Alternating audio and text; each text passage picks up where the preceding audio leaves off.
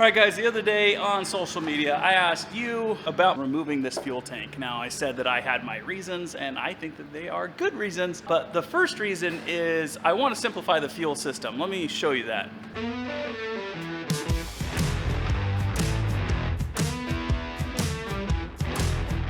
All right, so that's our current fuel system. It is not ideal. It's kind of weird if you ask me. But let's start up at the top where our wing tanks are. We have a wing tank on either side over here and there. Each one has a shut-off valve, which is fantastic. And they both run down here. And then they come in and tee off up front there, right here. And then they come in and that tees to this line, which is the pickup for the inverted fuel. Okay, but this valve also picks up fuel from the bottom of the fuel tank. And then we also have another valve right here for being able to drain the fuel tank.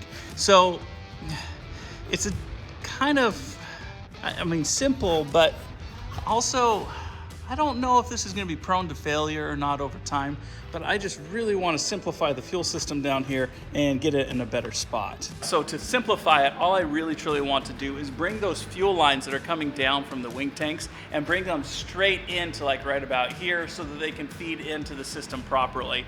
Bypassing all those extra valves, I'll leave the valves up top to be able to shut off each wing individually instead of having a master valve. And I think that will simplify a lot of things, especially the fuel delivery, which is important, but there's one other reason that I want to remove this tank. So with those dual wing tanks, I really do feel like I've got enough fuel for this guy. And the space that is right here could be much better suited for other things, like avionics. And I know I haven't gotten into the details of the airplane and what its purpose is and what we're actually going to be doing to it outside of the repairs so far, but I need this space for some fancy equipment. Anyways, with that, let's go ahead and tear this bad boy out.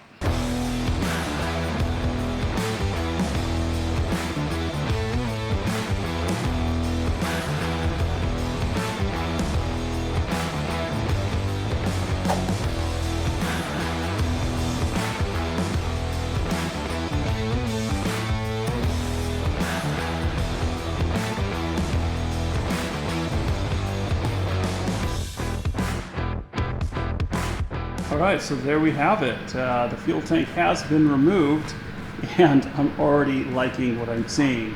Not only I'm gonna have more space for knees and things inside of here, it leaves me space up here. Now the idea is I'm going to be getting a sheet of aluminum, and I'm going to trace it out to kind of be similar shape as what's up here already, and then attach it and create a tray.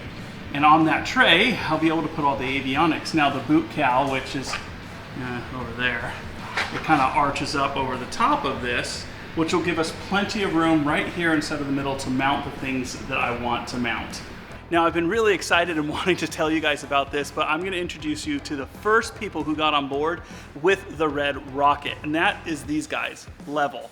All right, so Level has provided us with the iLevel AP, and that stands for autopilot. That's right, we are putting an autopilot instead of a J3 Cub. That is something that nobody really does. So, actually, I don't know if it's ever been done. Someone could have, but we're trying to make this airplane as unique as possible. So stuff like this is gonna take us there. Now, what is also unique about this, and I've reviewed this over on the video when I talked about the bomb, but this is going to transmit everything, all of our information, to an iPad that we're going to be mounting inside of the aircraft. Now, I don't want to give too many spoilers and details away. We're going to have a complete video coming up soon talking about all the sponsors who are on board so far and the components that they have provided for the airplane. And some of those I did have to buy, but I'm still very excited about them. Now, this doesn't work by itself. It needs something else from another company called Aircraft Automation. And that's where this box comes into play.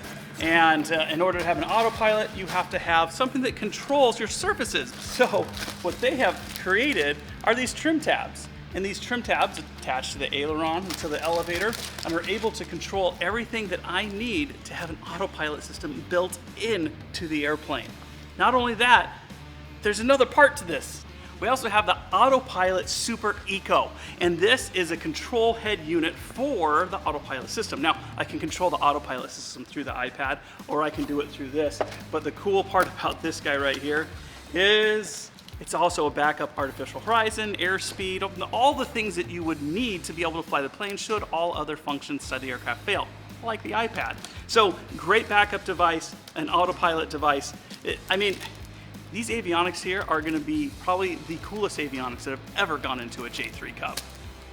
Okay, now I am gonna be making some awesome videos on installing all of those, but I wanted to introduce you guys to the side of the airplane once again, because this side of the airplane is going to be for all of our sponsors, which is actually kind of cool. Let me show you. So the whole idea here is that we want to fill the side of the airplane with stickers from the people who are helping us out with the airplane. And I'm very excited. Each and every sponsor is adding something unique to this airplane that you're not going to see in another J3 Cub, probably ever. So we're excited to have them and everyone who's partnering us inside of some special way. But here's a secret, you guys can too.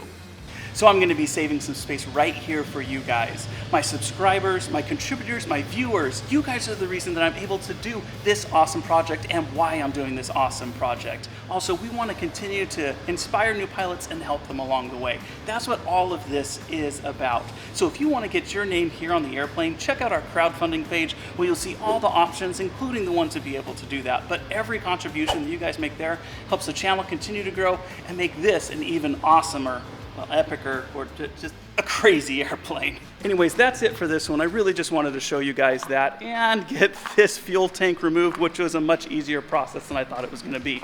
So, as always, share aviation wherever you can, and we'll see you in the next one.